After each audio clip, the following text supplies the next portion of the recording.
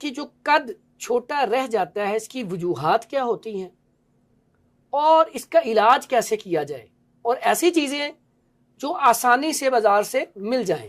ہاں صاحب، ہمارے معاشرے کا ایک المیہ ہے کہ ہم بچوں کو بڑے عجیب و غریب القابات سے نوازتے ہیں، خاص کر جن کے قد چھوٹے رہ جاتے ہیں، وہ ٹھنگے، وہ چھوٹے، وہ گٹھے، یہ ان کی دماغ میں جا کے چیزیں بیٹھ جاتی ہیں۔ صرف قد نہیں رکتا، ان کی ذہن و نشو و نما بھی رک جاتی ہے۔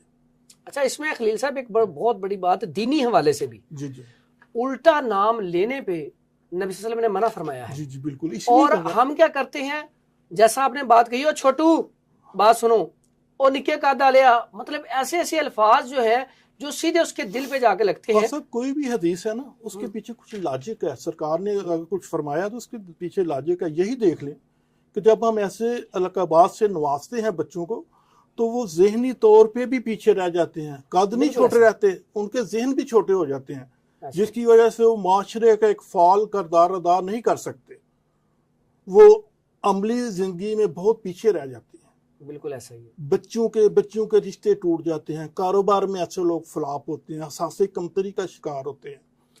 تو بچپن سے ہی ہمیں اس کو سیریس لینا چاہیے۔